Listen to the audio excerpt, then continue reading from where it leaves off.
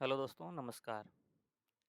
तो हम लोग पिछले क्लास में 50 क्वेश्चन तक कर चुके थे सेट नंबर 2 का। तो हम इसे आगे से कंटिन्यू करेंगे।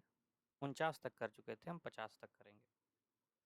ठीक है, तो स्टार्ट करते हैं। क्वेश्चन नंबर 1 कहता है कि 191, 534, 318,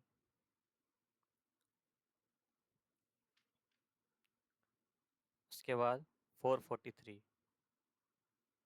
तो इसको हम ध्यान से देखें तो सामान्य डिफरेंस तो नज़र नहीं आ रहा है। ठीक है, तो हम सबसे पहले सबका डिफरेंस निकालते हैं। इन दोनों के बीच का कितना डिफरेंस है? तो है 3, 4, 3। ठीक है, यहाँ देखें, दूसरा को देखेंगे। 4, एक में से 8 बचा। इसको इससे माइनस करेंगे तो बचा कितना? इसे 1 मिनट थोड़ा क्लियर करने दें, थोड़ा सा मिस्टेक हो रहा है।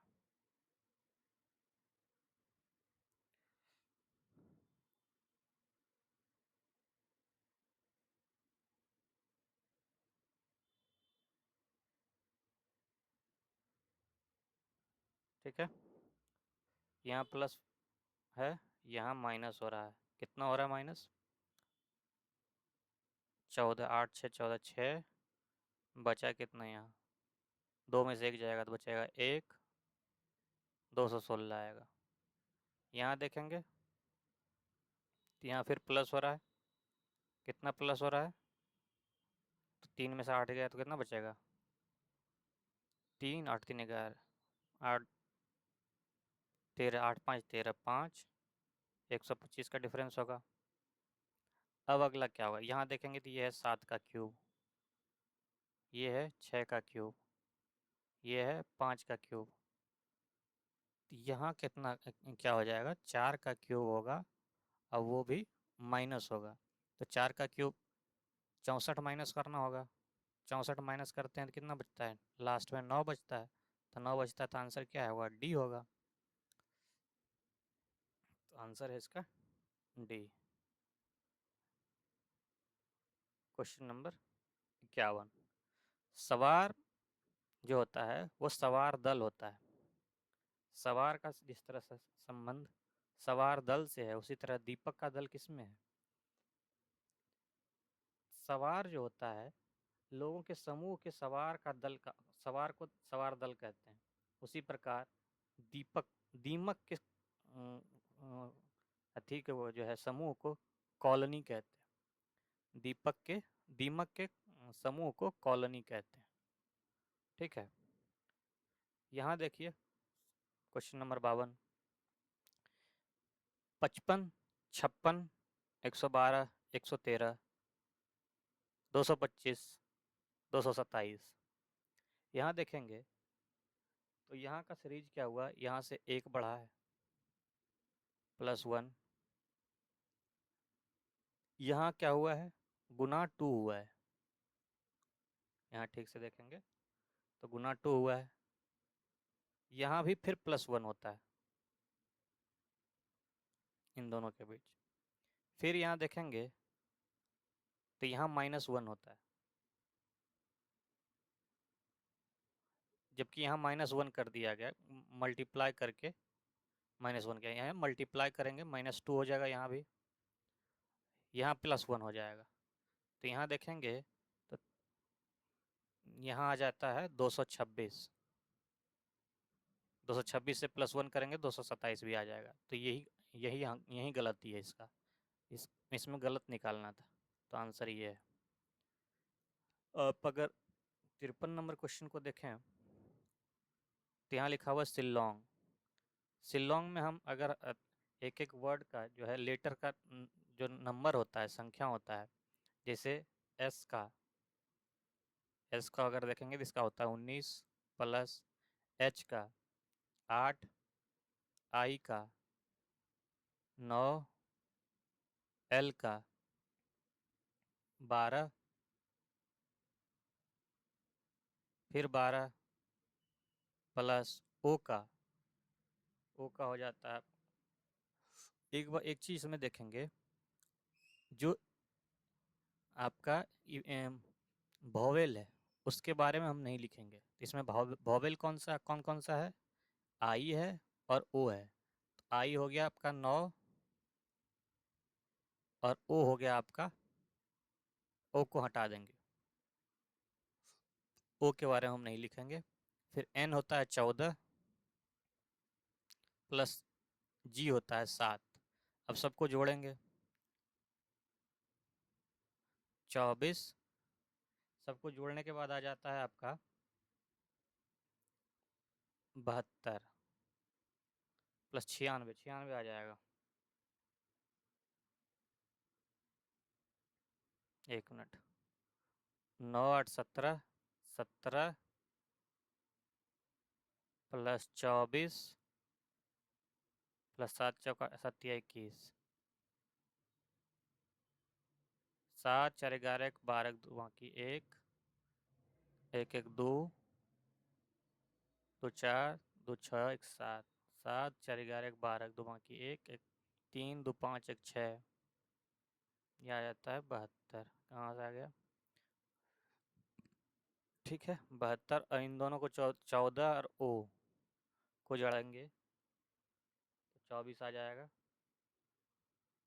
तो आ जाएगा इ- हाँ, इन दोनों को जोड़ने के बाद S19 plus 8 not sir 27, sorry ये 27 होगा, 17 हम कर दिए थे, ये 72 हो गया। इसमें फिर प्लस 24 करेंगे, आ जाएगा 96। और उससे पहले आई जो है हमारा जैसे आया था वैसे लिख देंगे। इसी तरह अगर इसमें देखेंगे, यू ए ए ए हटा देंगे, यू ए यहाँ भी है, यू ए यहाँ भी है। अब बाकी को जोड़ेंगे तो 20 20 40 प्लस आर हो गया 18 प्लस के हो गया 11, एच हो गया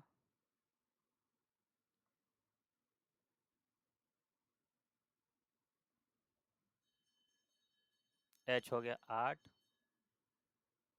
इन सबको जोड़ेंगे तो आ जाएगा आपका 95 प्लस 24 करेंगे न तो आ जाएगा आपका 119, और यही सवाल का आंसर। अब इसे देखेंगे ट्रांसपोर्ट, क्या लिखा हुआ है? ट्रांसपोर्ट। तो ट्रांसपोर्ट में कह रहा है युग्म कैसे बन रहे हैं, T R A N sorry S P ओ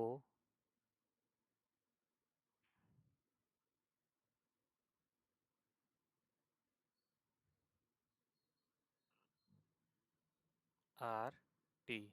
यहाँ से अगर देखेंगे तो आपका ये एन है, यहाँ से देखेंगे एन ओ पी, यहाँ बन रहा है एक युग्म, ठीक है। यहाँ से फिर बनेगा पी क्यू आर टी,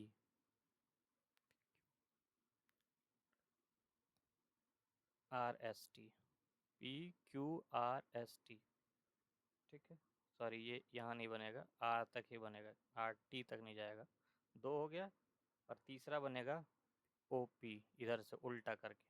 यहाँ 3 युग्म बन रहे हैं, और यही सवाल का उत्तर है। नहीं नहीं, फिर यहाँ से बनेगा N O P Q R S, N O P Q R, यहाँ से यहाँ तक एक बनेगा। तो ये हो गया 4, ये नहीं आंसर होगा।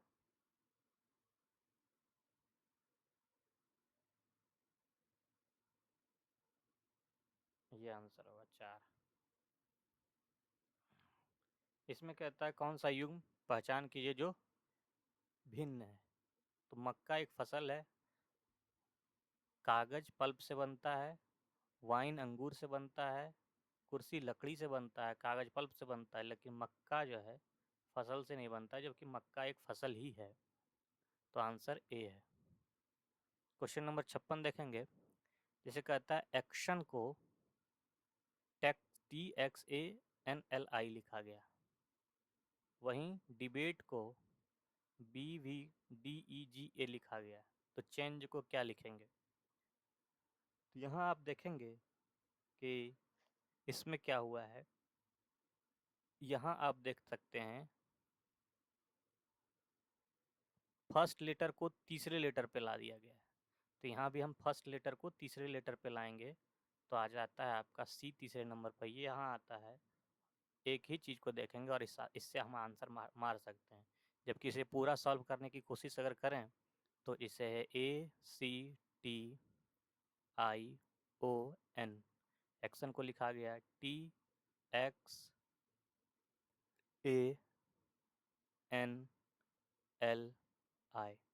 इसमें अगर देखें यहाँ को इसे यहाँ लाया गया है, टी को फर्स्ट लेटर पे ले आया है, ठीक है, और सी को एक्स लिखा गया है, ऑपोजिट। उसी तरह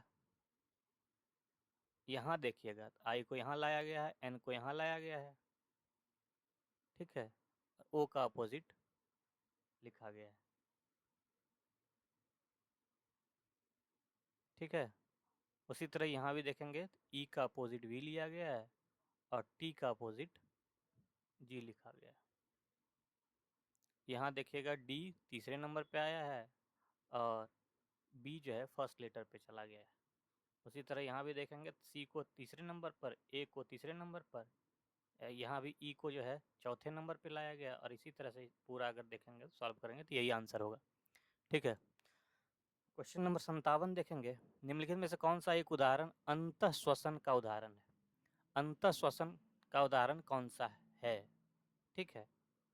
इसको अगर आप देखते हैं अंतःश्वसन को, तो इसमें इसका आंसर है सी, बीजों का फूलना जो है जब उन्हें मृदा में रखा जाता है तो वो एक अंतःश्वसन का उदाहरण है, ठीक है। अंतःश्वसन होता क्या है? तो बीजों तथा शुष्क कोष्ठ में जल का अवशोषण विशेष प्रकार के विसरण द्वारा होता है, जिसे अंतःश्वसन कहते हैं। अंतःश्वसन के पुराने उदाहरण जैसे हैं बीज तथा शुष्क कोष्ठ, ठीक है, जबकि मूल रोम का जल का उदाहरण है, ऐसा ये सब आंसर नहीं है। आप अगर अगले क्वेश्चन की ओर बढ़ते हैं, क्वेश्चन कहता है 58 कि कौन सा वर्णक प्रकाश ऊर्जा को प्रत्यक्ष रूप से रासायनिक ऊर्जा में परिवर्तित करता है, ठीक है। कौन सा वर्णक प्रकाश ऊर्जा को प्रत्यक्ष रूप से रासायनिक ऊर्जा में परिवर्तित करता है? तो इसका आंसर है क्लोरोफिल ए, क्लोरोफिल ए। इसके बारे में अगर थोड़ा बहुत जानने की कोशिश करें तो प्रकाश ऊर्जा को प्रत्यक्ष रूप से रासायनिक ऊर्जा में परिवर्तित करता है, ठीक है। अन्य थाईलैंड क्लोराइड वर्णक जैसे कि क्लोरोफिल बी, जियोनोफिल तथा कैरोटीनॉइड आदि सहायक वर्णक कहलाते हैं, जो प्रकाश का अवशोषण करता है तथा ऊर्जा को क्लोरोफिल ए को स्थानांतरित करता है। अब हम कुछ अंतर देखें क्लोरोफिल ए और क्लोरोफिल बी की, तो क्लोरोफिल ए जो है प्रारंभिक प्रकाश संश्लेषण वर्णक है, जबकि क्लोरोफिल बी जो है सहायक वर्णक कहलाता है, ठीक है। क्लोरोफिल ए नीला हरा रंग का होता है, जबकि क्लोरोफिल बी जो है पीला हरा होता है, ठीक है। क्लोरोफिल ए जो है 430 नैनोमीटर से 660 नैनोमीटर की सीमाओं में प्रकाश को अवशोषित करता है, वहीं अगर देखें क्लोरोफिल बी को तो 450 नैनोमीटर से 650 नैनोमीटर तक प्रकाश को अवशोषित करता है। अब हम क्वेश्चन नंबर 59 की ओर बढ़ेंगे। कहता है उबलता हुआ पानी भाप में परिवर्तित हो रहा है, इस स्थिति में जल की विशिष्ट ऊष्मा क्या होगी? इस स्थिति में जल की विशिष्ट ऊष्मा क्या होगी? तो इसका आंसर है सी, अनंत। इसका आंसर है अनंत। उबलता हुआ पानी भाप में परिवर्तित हो रहा है, इस स्थिति में जल की विशेष ऊष्मा अनंत होती है। ठीक है, अगर 100 ग्राम जल का तापमान 1 डिग्री सेल्सियस बढ़ाने के लिए आवश्यक ऊष्मा की मात्रा जल की विशेष ऊष्मा कहलाती है। जल की विशेष ऊष्मा क्या कहलाती है? 100 ग्राम जल का तापमान 1 डिग्री बढ़ाने के लिए जो आवश्यक ऊष्मा होती है, जो कि जल की विशिष्ट ऊष्मा कहलाती है। अर्थात विशिष्ट ऊष्मा को अगर हम C माने, ठीक है, विशिष्ट ऊष्मा को अगर C माने तो डेल्टा बराबर डेल्टा थीटा बटे डेल्टा टी। ठीक है,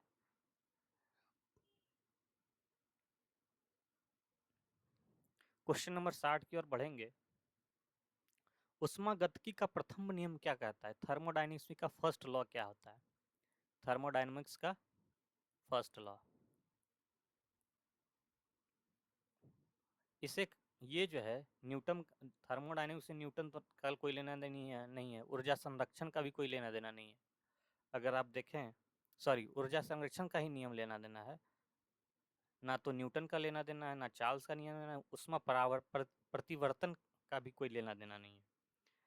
तो थर्मोडायनेमिक्स का फर्स्ट लॉ कहता है कि किसी निकाय की दी गई उष्मा को दो प्रकार के निकाय में विभाजित किया गया है। पहला, निकाय को आंतरिक ऊर्जा की वृद्धि करने में। दूसरा, बाह्य कार्य को करने में जो ऊर्जा लगती है। तो इसका आंसर होगा, इसको अगर एक्सप्लेन करें तो डेल क्यू बराबर होता है del U plus del W.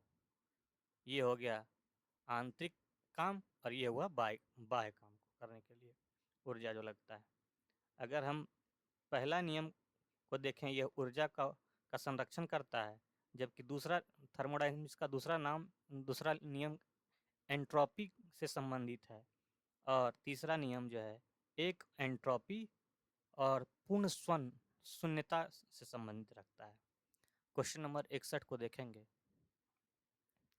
Question number 61 कहता है कि परमाणु के थॉमसन मॉडल द्वारा परमाणु के निम्नलिखित में से किस गुणधर्म की सही व्याख्या की जा सकी?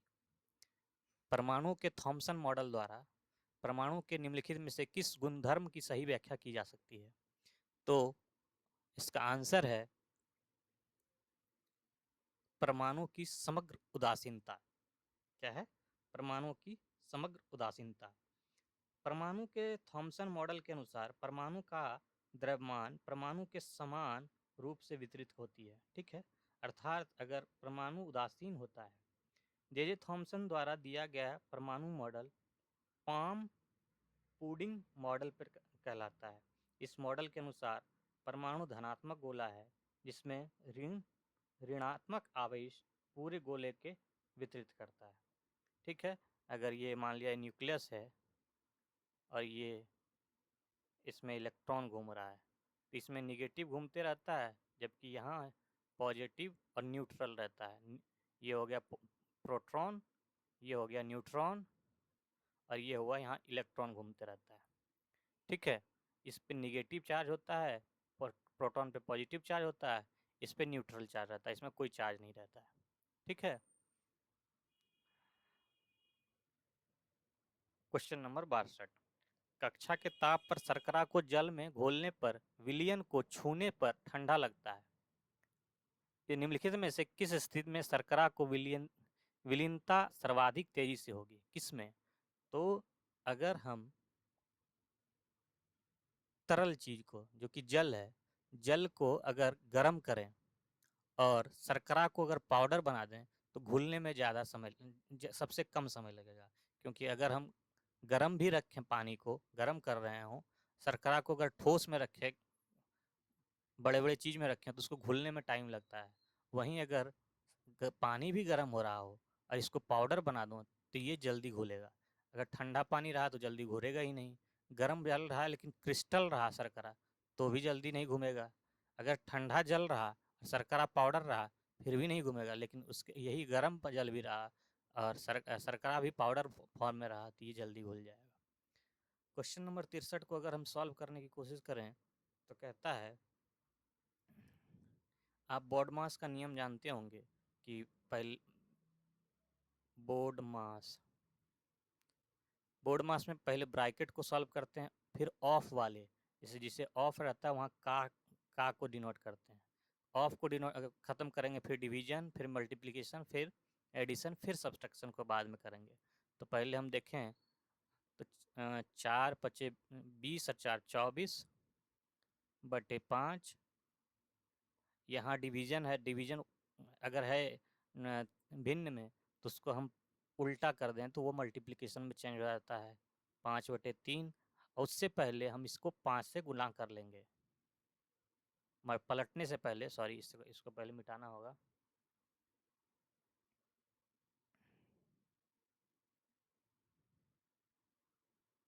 ठीक है, इससे पहले गुना करेंगे तो ये हो जाएगा 15/5। ठीक है,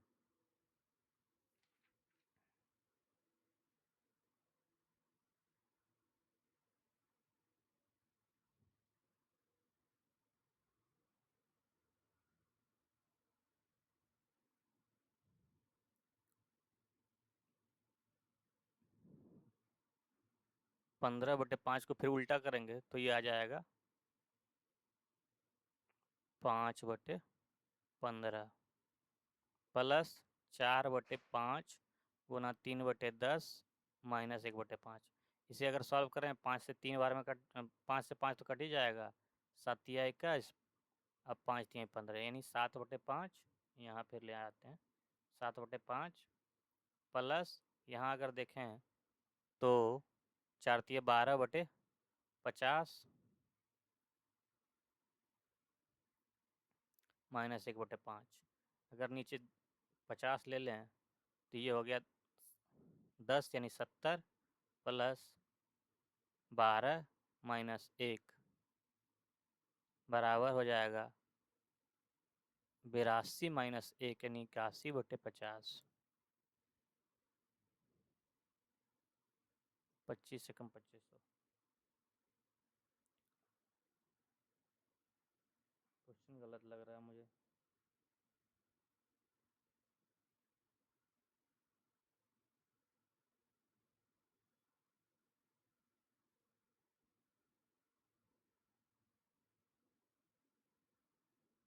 ये क्वेश्चन मुझे गलत लग रहा है।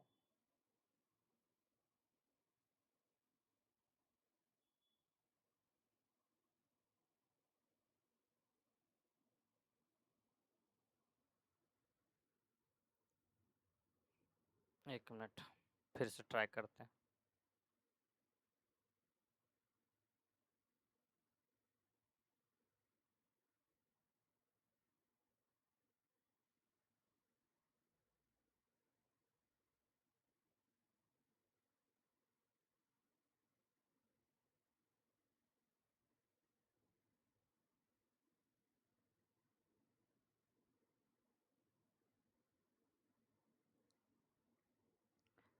अगर 4/5 20×4=24/5 डिवाइड बाय 3/5 है, इसको मल्टीप्लाई करेंगे तो 5 से 5 कट जाएगा, बचेगा 3 यानी 1/, यहाँ हो जाएगा आपका 3। ठीक है,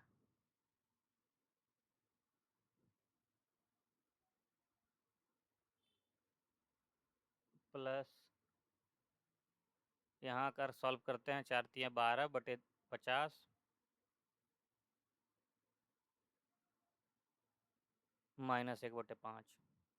इसे अगर करते हैं तो 6/25 यानी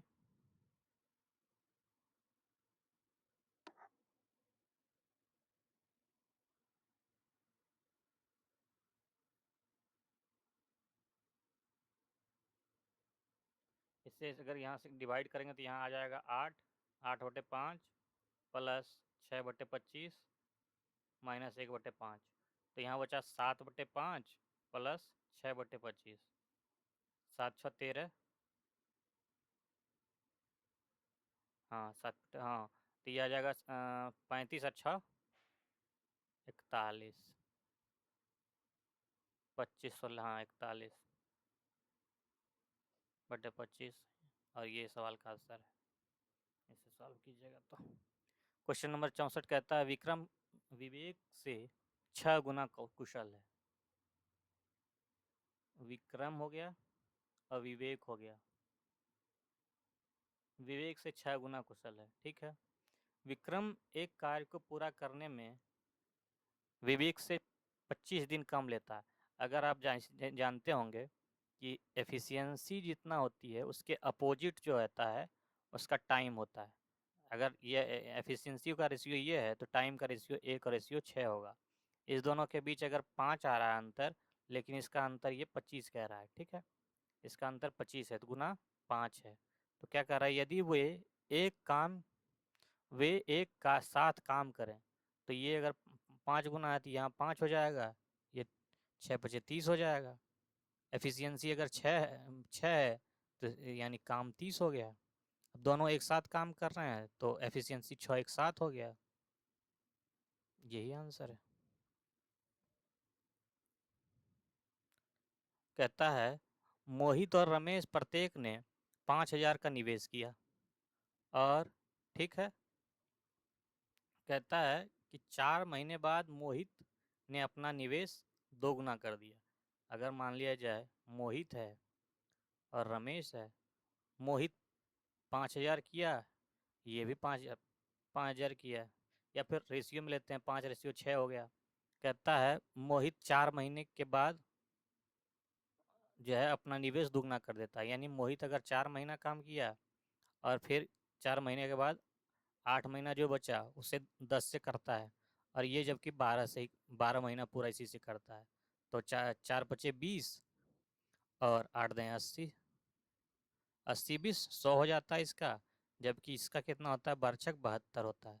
इसकी रेशियो पूछ रहा है, तो अगर आप 4 से कटाएं तो 25 चौका 100 और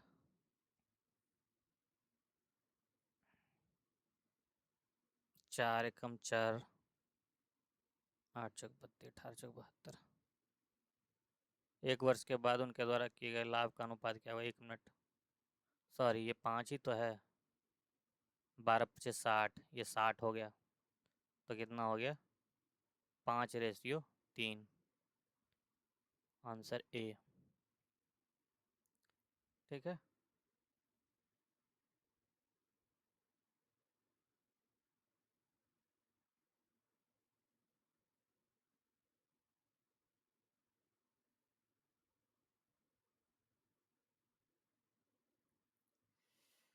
क्वेश्चन नंबर 67 देखेंगे, 66 देखेंगे, सॉरी।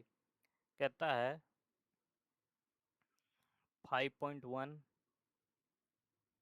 बाय 0.3 गुना 2.9 माइनस 32.7 प्लस 12.07।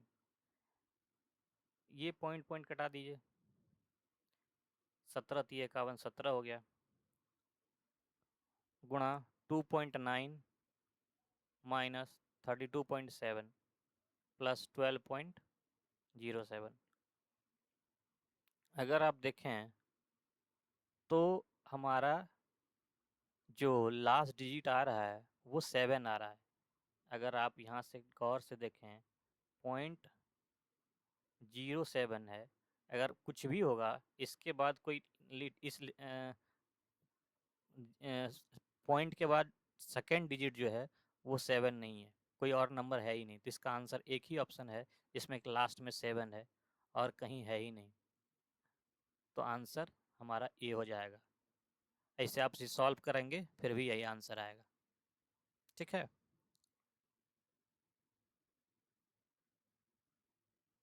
क्वेश्चन नंबर 67,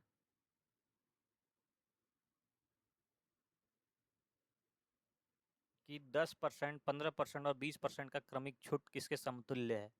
आप इसका निकाल सकते हैं। पहले आप अगर हम निकालें 10 और 15% का समतुल्य छूट कैसे निकालते हैं? A plus B minus A B बटे 100, यही फार्मूला होता है। अगर आप इसे देखें तो 10 और 15 है, 10 प्लस 15 माइनस 10 गुना 15 बटे 100।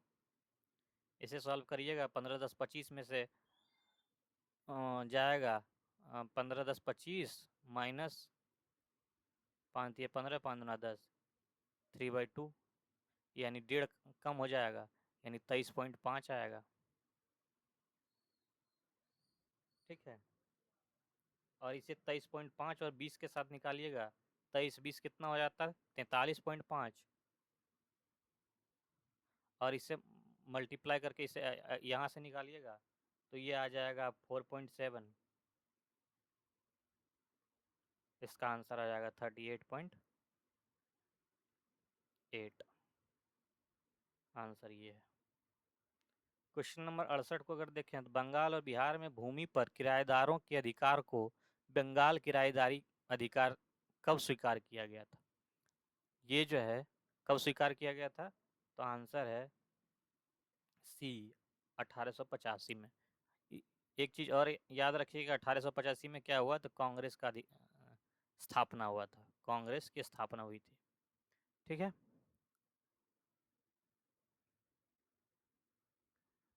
इसका उद्देश्य क्या था? तो इसका उद्देश्य था किसान विद्रोह के परिणाम स्वरूप जमींदारों एवं किराएदारों के अधिकारों को परिभाषित करना था। पंजाब टेनेंसी एक्ट जो है 1887 में लागू हुआ। वहीं अवध काश्तकारी कानून जो है 1886 में लाया गया। ठीक है, और बंगाल काश्तकारी अधिनियम 1885 में लाने का मुख्य कारण जो है स्थायी बंदोबस्ती से उत्पन्न समस्याओं को निदान दिलाना था। ठीक है, क्वेश्चन नंबर 59 को देखेंगे। भारतीय संविधान की कौन सी अनुसूची जो है राज्यसभा में राज्यों और संघ राज्य क्षेत्रों के साथ स्थान को आवंटित करना है? तो आपको जैसे पता होगा, इसका आंसर है चौथी अनुसूची। चौथी अनुसूची। पहले हमारे संविधान में कुल 8 अनुसूचियां थी। ठीक है, संविधान जो 1947 के 1950 में, जबकि ये बाद में जो है अभी के समय 12 हो गई है। ठीक है, जिसमें कि एक 10वां जो है 10th जो है दल बदल कानून है, 11वां पंचायती राज है, और 12वां म्यूनिसिपल कॉरपोरेशन जिसे कहते हैं। ठीक है, नगर निगम हो गया, ये याद रखिएगा। 70 क्वेश्चन नंबर 70 कहता है भारत के स्वतंत्र होने से पूर्व लगातार 6 वर्ष तक भारतीय राष्ट्रीय कांग्रेस के अध्यक्ष पद पर रहने वाले एकमात्र व्यक्ति कौन थे? ये जो थे मौलाना अब्दुल कलाम आज़ाद थे। मौलाना अब्दुल कलाम आज़ाद थे। ठीक है, एकमात्र ऐसे व्यक्ति थे जो लगातार 6 वर्ष तक इस पद पर रहे थे, कांग्रेस के अध्यक्ष बने रहे थे। ठीक है, क्वेश्चन नंबर 71 आप देखेंगे। कहता है निम्नलिखित में से कौन सा युग्म सही नहीं है? तो अगर आप देखें कुंवर सिंह, ये 1857 की क्रांति को लेकर है। आप इसे याद रखिएगा, 1857 का जो विद्रोह था उसके उसके बारे में है। कुंवर सिंह जो है बिहार से नेतृत्व कर रहे थे। झांसी की बाई लक्ष्मीबाई, ये आप पढ़े होंगे, झांसी की रानी लक्ष्मीबाई झांसी से कर रहे थे। नाना साहब, इस पर थोड़ा डाउट है, आप रुक जाइएगा। मौलवी अहमदुल्ला फैजाबाद से थे, ये भी सत्य है। नाना साहब जबकि कानपुर से थे। ठीक है, क्वेश्चन नंबर 72 महर्षि दयानंद सरस्वती ने 1875 में निम्नलिखित में से किस स्थान पर आर्य समाज की गठन की थी? कहाँ की थी आर्य समाज की गठन? तो इसका आंसर है बम्बई में की थी। कहाँ की थी? बम्बई में, जो कि अब मुंबई हो गया है। ठीक है, महर्षि दयानंद सरस्वती 1875 में बम्बई में आर्य समाज की स्थापना की थे। इसका मुख्य उद्देश्य जो था प्राचीन वैदिक धर्म की शुद्ध रूप से पुनः स्थापन करना था। और 1857 में आर्य समाज का मुख्यालय जो है बॉम्बे के स्थान पर लाहौर में स्थापित किया गया, जिसके उपरांत आर्य समाज का अधिक प्रचार हुआ। ठीक है, आर्य समाज दो गुटों में फिर बाद में बट गया। एक गुट जो है पाश्चात्य शिक्षा का समर्थन करता था, जबकि दूसरा गुट पश्चात शिक्षा का विरोधी था। ठीक है, अब क्वेश्चन नंबर 73 देखेंगे। अकबर द्वारा किस वर्ष में इबादत खाना यानी पूजा घर का निर्माण करवाया गया था? ठीक है, इबादत खाना जो बना था 1575 ईस्वी में बनाया गया था अकबर के द्वारा। ठीक है, इसका श्रेय अकबर को जाता है, जबकि गुजरात विजय के दौरान अकबर सर्वप्रथम पुर्तगालियों से मिला और यहीं उसने सर्वप्रथम समुद्र को देखा था। अगर हम देखें अकबर का मुख्य रूप से कुछ काम देखें तो दास प्रथा का अंत किया था, जो कि 1562 में किया था। अकबर को हर मदल से मुक्ति मिली, वो 1862 में ही मिली। इबादत खाने में सभी धर्मों के लोग के प्रवेश की अनुमति थी और ये वर्ष 1878 में बना था, 1578 में सॉरी। मजहर की घोषणा 1579 में किया था, जबकि इलाही संवत की शुरुआत जो है 1583 में हुई। जजिया कर का समाप्ति जो है 1564 में हुआ था। क्वेश्चन नंबर 74 देखेंगे। सिंधु घाटी सभ्यता की अधिकतर मुहरें किससे निर्मित होती थी? तो ये सेल खड़ी से बनी होती थी। किसकी बनी होती थी? सेल खड़ी से बनी होती थी। ठीक है, लोथल में जो है फारस का मुहर प्राप्त हुआ और ये मुहर जो होता था वर्गाकार मोहरे होते थे, इस पर चित्र और लेखन दोनों होता था। ठीक है, ये सिंधु सभ्यता कालीन में मोहरें प्रायः आयताकार और वर्गाकार हुआ करता था। ठीक है, क्वेश्चन नंबर 75 देखेंगे। निम्नलिखित में से किसने आनंद मोहन बोस के साथ इंडियन एसोसिएशन की स्थापना की थी? आनंद मोहन बोस के साथ इंडियन एसोसिएशन की स्थापना किसने की थी? तो इसका आंसर है सुरेंद्र नाथ बनर्जी। ठीक है, सुरेंद्र नाथ बनर्जी ने इंडियन एसोसिएशन की स्थापना की थी आनंद मोहन बोस के साथ मिलकर। ठीक है, क्वेश्चन नंबर 76 देखेंगे। बौद्ध धर्म से संबंधित प्रख्यात भवन संरचना धाम के स्तूप का निर्माण मूलतः किस वंश के शासनकाल के दौरान किया गया था? तो इसका आंसर है जो है मौर्य वंश के समय। ठीक है, मौर्य वंश के समय इसका स्थापना किया गया था। अगर सारनाथ में महत्वपूर्ण ऐतिहासिक स्मारक को देखें, ठीक है, तो अशोक स्तंभ है, भगवान बुद्ध का मंदिर है, धामेक स्तूप है, चौखंडी स्तूप है, राजकीय संग्रहालय है, जैन मंदिर है, चीनी मंदिर है, मुलंग कुटी विहार है, नवीन विहार है। ठीक है, आप अगर गौतम बुद्ध के बारे में जाने तो इसके बारे में पहले भी बता चुके हैं। इसे ज्योतिपुंज कहा जाता है, यानी एशिया का ज्योतिपुंज कहा जाता है, लाइट ऑफ एशिया कहता है। ठीक है, भारत का प्रथम गवर्नर जनरल कौन था? ये सबसे आसान सवाल है। ठीक है, इसका आंसर है लॉर्ड विलियम बेंटिंक। ठीक है, ये बंगाल का पहला गवर्नर जबकि बंगाल का पहला गवर्नर रॉबर्ट क्लाइव था और भारत का पहला गवर्नर जनरल विलियम बेंटिंक था। बंगाल का अंतिम गवर्नर जनरल और बंगाल का पहला गवर्नर जनरल वारेन हेस्टिंग था। बंगाल का अंतिम गवर्नर जनरल और भारत का पहला governor general Lord William Bentinck था। ठीक है, क्वेश्चन नंबर 78 देखेंगे। 7 छात्र हैं, वो किसी वृत्ताकार मेज के परितः केंद्र की ओर मुंह करके बैठे हुए हैं। अगर देखा जाए इसको, सी जो है ई और एफ के ठीक बगल में बैठे हैं। 7 छात्र हैं, अगर आप बनाने की कोशिश करें तो 4 ये हो गया, 2 ये हो गया, एक मान लेते हैं इधर है, 7 है। कहता है सी जो है ई और एफ के ठीक बगल में बैठा हुआ है। सी अगर ई और एफ के ठीक बगल में बैठा हुआ है तो मान लिया जाए यहाँ अगर सी है, यहाँ एफ मान लेते हैं तो यहाँ एफ ई होगा। डी जो है सी के बाईं ओर से तीसरे स्थान पर बैठा हुआ है। डी जो है सी के बाईं ओर से। ठीक है, बाईं ओर से तीसरे स्थान पड़ता है। सी के बाईं ओर से तीसरा स्थान कौन सा हुआ है? 1 2 3, यहाँ बचा हुआ है तो यहाँ डी बैठ जाएगा। अगर आप आगे पढ़ें, स्थान पर है, जबकि और ए के दाईं ओर से ठीक बगल में बैठा हुआ है। ए के दाईं ओर ठीक बगल में कौन होगा? अगर यहाँ से ए यहाँ है तो दाएं और इसका ये हुआ, ठीक है। ए ई के दाईं ओर से दूसरे स्थान पर बैठा हुआ है। ए जो है ई के दाईं ओर से दूसरे स्थान पर बैठा हुआ है, ये तो सही है। आप यहाँ अगर देखें, दाएं ओर से दूसरे स्थान पर बैठा हुआ है।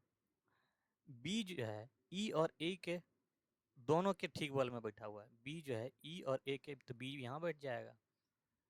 जी एफ के, अब तो एक ही बचा है तो जी यहीं बैठेगा, ठीक है। क्वेश्चन कह रहा है सी और जी जो है दोनों ठीक बगल में बैठे हैं। सी और जी, सी और जी जो है एफ के बगल में बैठे हुए हैं, तो आंसर डी हो गया।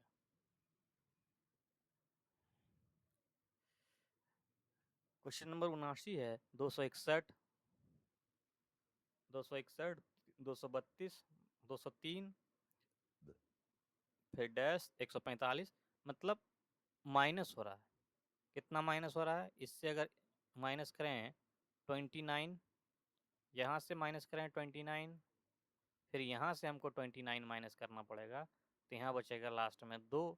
लास्ट में 2 बचने का कारण है कि 192 आंसर होगा। एक ही ऑप्शन में लास्ट में 2 है। सॉरी 4 होगा, लास्ट में 4 होगा, आंसर ये होगा। कहता है 4 के अपोजिट क्या बैठा हुआ है? यहाँ है उस संख्या का चयन करें जो 4 के फलक के विपरीत बैठा हुआ है। यहाँ अगर देखें, इस दोनों को मिलाएं, 2 2 मिल रहा है, 6 और 6 मिल रहा है, तो एक ही ऑप्शन है जो कि 4 के साथ नहीं मिल रहा है, वो है 3, और यही इस सवाल का आंसर है, ठीक है। हॉर्स को 75, मूव को 63 के रूप में कोटिबद्ध किया जाता है, तो रेस को क्या लिखेंगे? अगर आप देखें ध्यान से, तो हॉर्स में टोटल 5 लेटर है,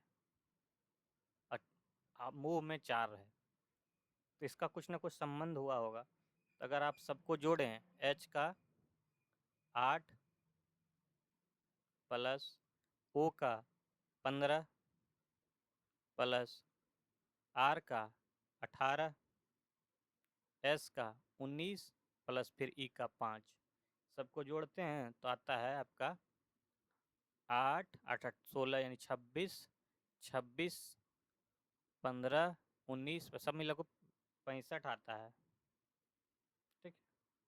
सबको जोड़िएगा तो 65 आएगा, प्लस टोटल 5 लेटर है, तो 5 गुना 2 करेंगे तो ये आ जाएगा 75। उसी तरह इसको भी करेंगे, इसको जोड़ने के बाद आएगा आपका 55, 4 है तो 4 को अगर 2 से गुना करते हैं तो 8 आता है, 8 5 63 हो जाएगा। उसी तरह रेस को अगर जोड़ेंगे तो रेस का आ जाएगा 27 प्लस 4 है तो यहाँ भी 8 जोड़ेंगे, 8 7 15 यानी 35 आंसर हो जाएगा।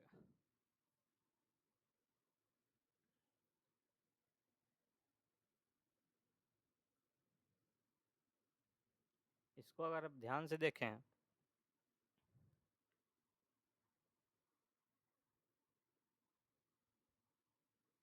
तो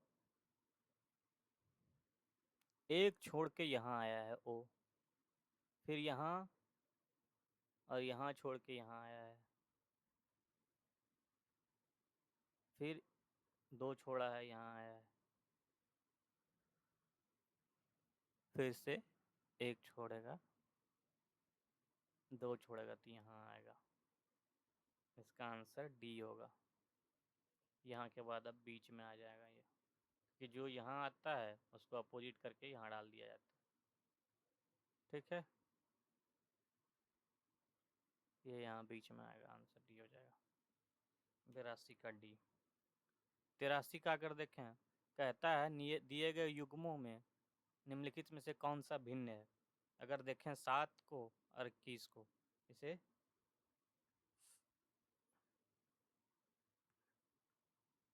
अगर देखा जाए तो 7 या 21 भी आ रहा है, लेकिन 7 का स्क्वायर माइनस 7 चौक 28, 49 में से 28 जाएगा तो भी 21 आता है। ठीक है, यहाँ अगर 64 करें, 8 का स्क्वायर प्लस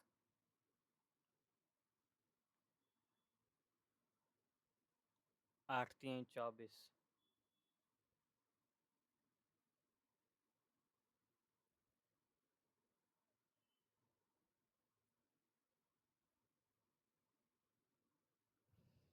तो आता है आपका 40।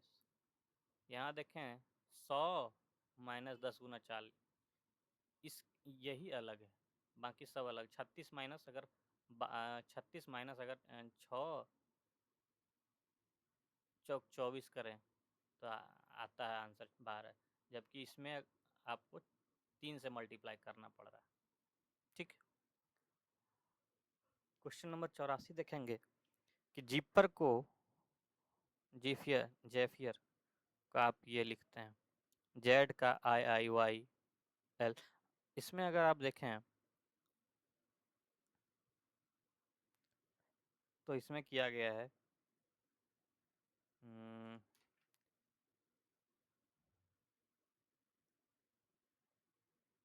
सब में आप अगर 9 पहले में 9 जोड़ें, मान लिया जाए ये 0 हो गया, इसमें अगर 9 जोड़ेंगे तो यहाँ ये आ जाएगा, प्लस 9 हुआ है पहले में, प्लस 9, फिर दूसरे में ई का आई हुआ है, प्लस 4 हुआ है,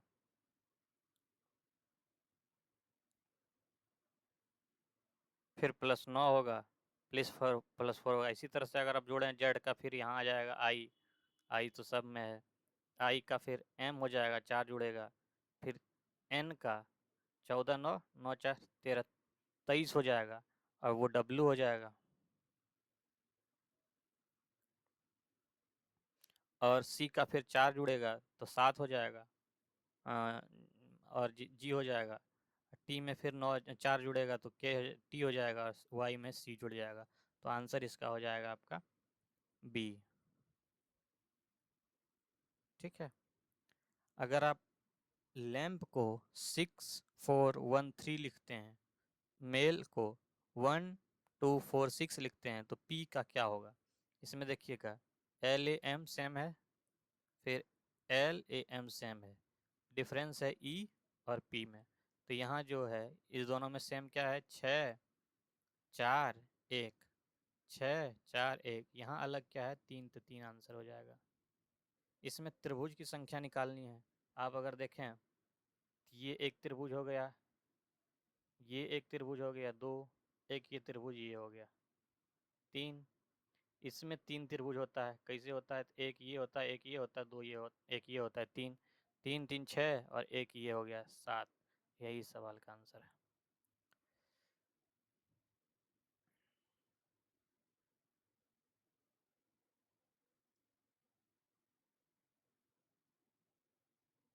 क्वेश्चन नंबर 87 देखेंगे, 11 अक्टूबर 1965 को सोमवार है, तो 15 जुलाई 1973 को क्या होगा? तो हम पहली बार क्या करेंगे कि 11 अक्टूबर से 1965 से 31 दिसंबर तक हम आ जाएंगे, ताकि नया साल शुरू हो जाए। 31 दिसंबर तक जाने के लिए कितना होगा, 11 में अगर 20 जोड़ दें तो हो जाएगा आपका, अक्टूबर ख़त्म हो जाएगा, फिर नवंबर आएगा, नवंबर जो होता है आपका 31 दिन का होता है, उसमें हो जाएगा आपका 30 दिन का होता है 2, 31 दिन का दिसंबर होता है तो यहाँ हो जाएगा 3। टोटल जोड़ेंगे 25 आएगा, 25 में और नंबर 4 बच जाएगा। ठीक है, तो अगर आप फिर दिसंबर नए साल में से अगर आप जो है 1 जनवरी से 1 जनवरी 1966 से 1973 तक जाएंगे, तो 72 तक जाएंगे, तो आपको पहले 5 साल जो है सामान्य वर्ष होंगे, 5 सामान्य वर्ष होंगे प्लस 2 जो है आपका लीप वर्ष होगा। 2 लीप वर्ष होने का मतलब क्या है, 2 गुना 2 5 और 4 9 एक्स्ट्रा हो गया। ठीक है, तो इसमें ऑड नंबर क्या बचा, 2। अब हम 1 जनवरी से 15 जुलाई तक जाएंगे। 15 जुलाई जाने के लिए पहला महीना में आपको 3 होगा प्लस, क्योंकि वो 31 दिन का होता है, 28 दिन का, फिर 73वां साल 1973 होगा, 28 तो 0 से कट जाएगा तो वो 0 हो गया। फिर जनवरी फरवरी मार्च आपका 3 दिन का हाँ 3 दिन का होगा, प्लस अप्रैल 2 प्लस मई 3 जून 2 प्लस 15 जुलाई हो जाएगा, सॉरी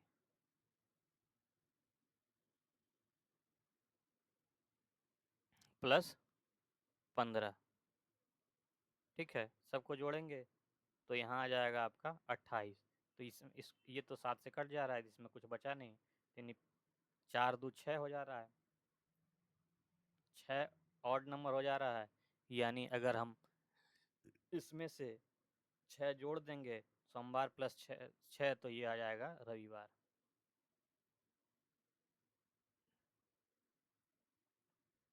रविवार ही इसका आंसर है।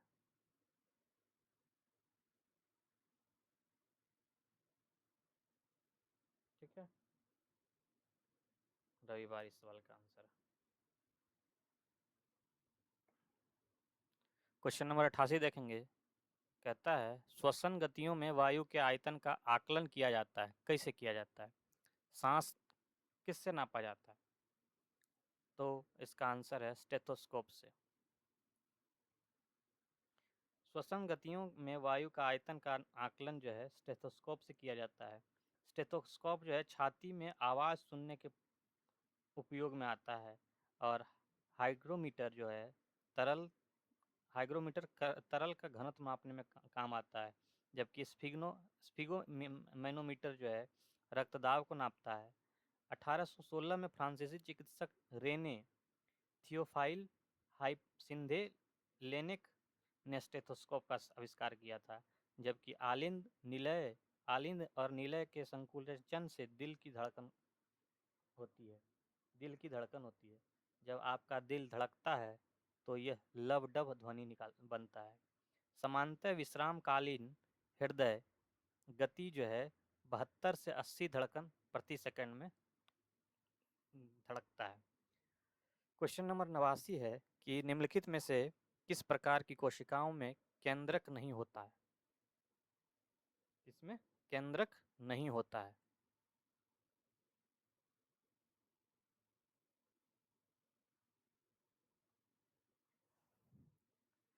तो इसका आंसर है आरबीसी। आरबीसी में केंद्रक नहीं होता है।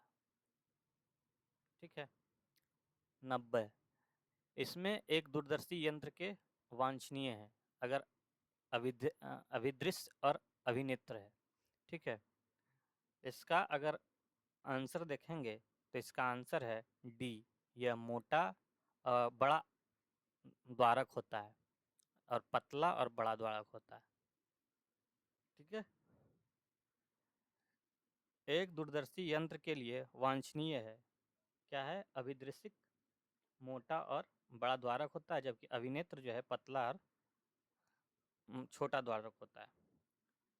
क्वेश्चन नंबर 91, समविभीय तल से तल है जो क्या है, ये एक विद्युत क्षेत्र में लंबवत होता है, 90 डिग्री पे होता है। क्वेश्चन नंबर 92 कहता है निम्नलिखित में से किस कथनों में से कौन सा अल्प घनत्व पॉलीथीन के संबंध में सही है, सही नहीं है, सॉरी। तो इसमें सही कौन सा नहीं है, ये दृढ़ नहीं होता है, कठोर होता है, विद्युत के अल्पचालक भी होता है, अत्यधिक साखिक संरचना भी होती है, लेकिन ये दृढ़ नहीं होता है। क्वेश्चन नंबर 93 कहता है एक विषय में पॉलिटिकल के लिए प्रैक्टिकल के लिए 40 अंक, थ्योरी के लिए 110 अंक हैं, और एक अन्य विषय में प्रैक्टिकल के लिए 60 अंक, थ्योरी के लिए 40 अंक हैं। यदि आर को प्रैक्टिकल में औसतन 40 मार्क्स आते हैं तथा थ्योरी में 60 नंबर आते हैं तो उसके प्रति विषय अंक प्राप्त करें। अगर आप इसे ठीक से देखेंगे, एक विषय में उसका प्रैक्टिकल जो है 40 अंक का है। प्रैक्टिकल को पहले देख लेंगे और एक थ्योरी वाला देख लेंगे। प्रैक्टिकल में 40 है, थ्योरी में 110 है एक विषय में। दूसरा में देखेंगे तो प्रैक्टिकल में औसतन 40 नंबर है और थ्योरी में 60 है। ये आता है उसे, ठीक है। जबकि इसका जो है होता मेन है 60 और यहाँ 40। इसका औसत 60 है, 60 है, इसका मतलब 100, 150 है और यहाँ आपका 100 है। 100 में से 40 आ रहा है और यहाँ 100 में 150 में से 60 आ रहा है। तो आप देख लीजिए, 40 गुना 2 प्लस 60 गुना 2 बटे 2 बराबर आता है 200 बटे 2 बराबर 100। आंसर हो गया। एक दूध वाले के पास दूध और पानी के मिश्रण के 2 बर्तन हैं, ठीक है। पहले बर्तन में, एक मिनट इसको मिटाने दीजिए।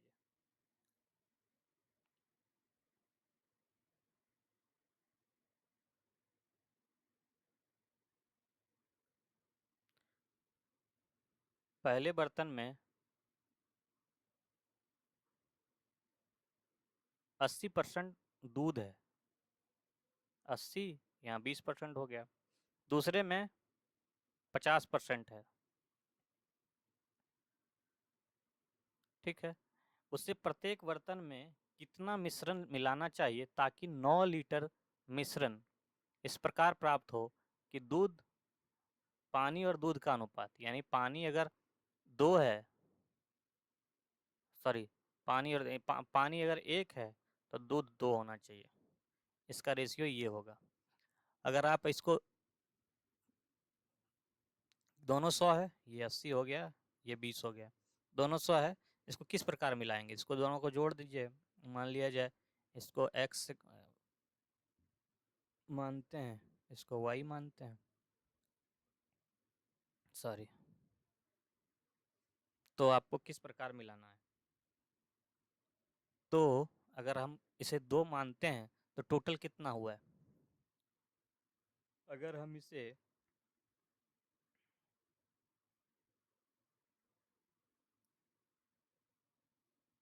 इसका अगर हम 5 लें और इसका अगर हम 4 लें, तो ये हो जाएगा 8 चौक 32, 8 पचे 40, 400।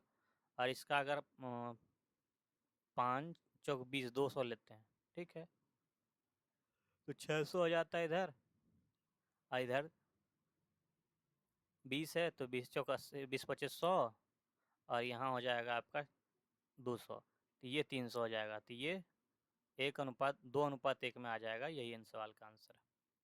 95, क्वेश्चन नंबर 95 देखते हैं, ठीक है। कहता है 1650 विद्यार्थियों वाले एक स्कूल में लड़कों की संख्या और लड़कियों की संख्या का अनुपात 6:5 है, यानी बॉयज एंड गर्ल्स 6:5। यदि 124 नए लड़कों और कुछ नई लड़कियों को प्रवेश दिया जाता है तो ये अनुपात 4:3 हो जाता है। अगर आप ठीक से ध्यान दें तो कितने लड़कियों ने ध्यान ऐड हुआ है? अगर आप देखें तो 1650 और 6×5 = 11 की वैल्यू जो दे रखी है वो 1650 है। तो इसे आप अगर गुना करेंगे तो 15 से गुना करेंगे, 150 से गुना करेंगे तो ये आ जाएगा। तो 150 से 15 छक्का 90, 900 ये हो गया, 15 पचे 75, 750 ये हो जाएगा। गर्ल्स, अगर इसमें 124 नए लड़के आए, कुछ लड़के नए आए हैं, तो बॉयज पहले 900 था और 124 आ गया है, तो क्या आ गया? 4, 2, 1024 आया। 1024 का वैल्यू ये 4 दे रखा है। कितना गुना है? 4 दूना 8 बचा 2, 4 पचे 20, 2 6 चौक 24, 256 गुना हुआ। अगर 256 को 6 18 हो जाता है तो लास्ट में परवरिश लेने वाली नई लड़कियों तथा नए लड़कों का औसत क्या होगा। तो अगर आप 4 2 6 1 7 यानी ये 4 से कट रहा है तो 4 3 12, 4 दूना 8, 32 गुना। तो पहली बात तो ये 3 का मल्टीपल तो होगा नहीं, 32, 6 दूना 12, हाँ 62 और 9 हो सकता है, 4 भी हो सकता है। ये दोनों में से कोई एक आंसर हो सकता है। 1 मिनट पहले फिर से हम देख लें। ये भी हो सकता है, हाँ लड़के लड़कियों और लड़का है ना, तो लड़कियों और लड़का है, उल्टा हो जा रहा है। ठीक है, तो ये यहाँ जो है 256 गुना, ये है आपका 3, 256 गुना है। ठीक है, 256 से गुना कर दिए इसको, तो टोटल, सॉरी हम लोग कहाँ पहुँचे थे, इतना बॉयज़ है।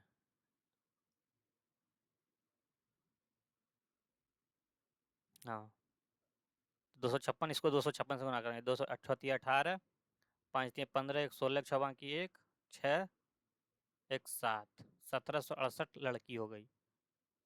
पहले थे लड़कियों की संख्या कितनी थी, 750, यानी 1000,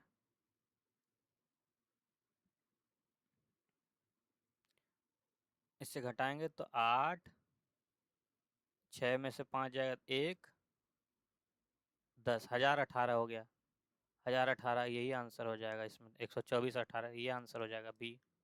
अगर करेंगे 124, इसे कटाएंगे तो 2 बार में कट जाएगा और ये कट जाएगा 62 बार में। 9 से कटाएंगे, 4 4 2 6 7, हाँ 62 दूना 9 दूना 18।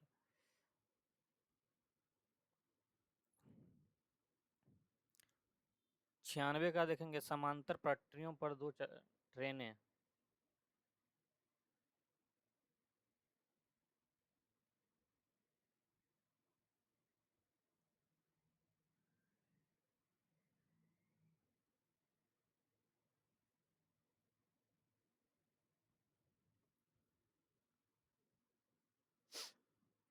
समांतर पटरियों पर 2 ट्रेनें एक ही दिशा में चल रही है। रेलगाड़ी ए जो है 30 किलोमीटर प्रति घंटा की चाल से चल रही है और बी जो है 60 किलोमीटर प्रति घंटा की स्पीड से चल रही है। यदि रेलगाड़ी ए की लंबाई 400 मीटर है, अर्थात बी रेलगाड़ी ए को पार करने में 2 मिनट का समय लेती है। आप अगर देखें तो 30 किलोमीटर पर आर, सॉरी ए, अब बी जो है 60 किलोमीटर पर आर है। ठीक है, दोनों को जो है एक ही पटरी पर एक ही दिशा में चल रही है, तो अंतर 30 का हो गया। और अगर इसका मीटर पर सेकंड में निकालें या मीटर पर मिनट में निकालें, तो मान लिया जाए ये 1000 से गुना होगा, बटे 60 से गुना नीचे हो जाएगा, डिवाइड हो जाएगा, तो ये हो जाएगा आपका 2, ये हो जाएगा 500 मीटर पर मिनट। अगर ये 2 मिनट में पार हो रही है तो 2 से गुना यानी 1000 मीटर हो गया। अगर 1000 है तो ये 400 है, तो ये 600 हो जाएगा आंसर, दूसरा वाला। कहता है 3 दोस्तों ने एक पटरी का आयोजन किया। ठीक है, एक पार्टी का आयोजन किया। तनवीर ने यूसुफ का 2/5 दिया। तनवीर हो गया, यूसुफ हो गया, और तीसरा दोनों सचिन है। तो तनवीर जो है यूसुफ अगर 3 देता है तो तनवीर 2 देता है, रेशियो इसके अनुसार। अगर यूसुफ ने सचिन का अगर ये सचिन 2 दिया तो यूसुफ जो है 1 देता है। अब रेशियो को मिला लेंगे, 3 हो गया, इसका ये 3 से मल्टीपल हो गया तो 3 दूना 6 ये हो जाएगा, और ये 2 हो जाएगा। यानी तनवीर 2 अगर देता है, यूसुफ 3 देगा, फिर जो है सचिन 6 देगा। तो यूसुफ द्वारा दिए गए कुल व्यय का भिन्न कौन सा है। तो यूसुफ कितना देता है, 3, 6 3 9 2 11, ये सवाल का आंसर है। कहता भारतीय विश्वविद्यालय अधिनियम 1904 किस वायसराय की प्रभुत्व के द्वारा पारित किया गया था?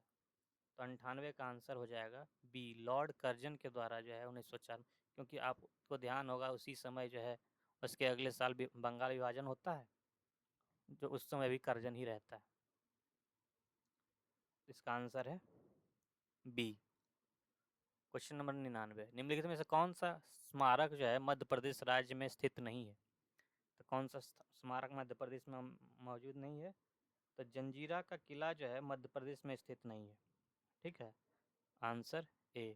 ये भी ग्वालियर तो आप जानते हैं मध्य प्रदेश में है, असीरगढ़ भी मध्य प्रदेश में है, बांधवगढ़ भी मध्य प्रदेश में, जबकि जंजीरा वाला मध्य प्रदेश में नहीं है। तो जंजीरा वाला है कहाँ? जंजीरा वाला है महाराष्ट्र में। ठीक है, महाराष्ट्र में अवेलेबल है। कुछ किले देखेंगे और वो किस स्थान पर अवेलेबल है इसके बारे में जानने की कोशिश करते हैं। तो बूंदी का किला जो है बूंदी राजस्थान में है। गागरोन का किला जो है झालवाड़ राजस्थान में है। पुराना किला दिल्ली में है। अकबर का किला इलाहाबाद में है। आगरा फोर्ट आगरा में है। लाल किला दिल्ली में। भरतपुर किला जो है राजस्थान भरतपुर में। ठीक है, क्वेश्चन नंबर 100। क्वेश्चन नंबर 100 कहता है कि 2025 के द्विपक्षीय सैन्य अभ्यास डस्टलिक निम्नलिखित में से किन दो देशों के बीच आयोजित किया गया है? तो ये आयोजित किया गया था भारत और उज्बेकिस्तान के बीच। भारत और उज्बेकिस्तान बीच। इस अभ्यास का छठा संस्करण जो है 16 से 28 अप्रैल 2025 तक पुणे महाराष्ट्र के औंध स्थित विदेशी प्रशिक्षण में किया गया था। इसका उद्देश्य क्या था? तो इसका उद्देश्य था दोनों देशों की सेनाओं के बीच आतंकवाद रोधी अभियानों, संयुक्त रणनीति और अंतर संचालनीयता को बढ़ावा देना था। ठीक है, लास्ट क्वेश्चन आज का हम देखेंगे, पूर्वोत्तर भारत का पहला वंदे भारत ट्रेन कहाँ चलाया गया था? तो पूर्वोत्तर भारत का पहला वंदे भारत ट्रेन जो है ये गुवाहाटी से न्यू जलपाईगुड़ी तक चलाया गया है। ठीक है, न्यू जलपाईगुड़ी तक चलाया गया था। ठीक है, आज का यहीं ख़त्म होता है, आज का ये सेशन यहीं ख़त्म होता है और फिर हम अगला दिन मिलेंगे। धन्यवाद।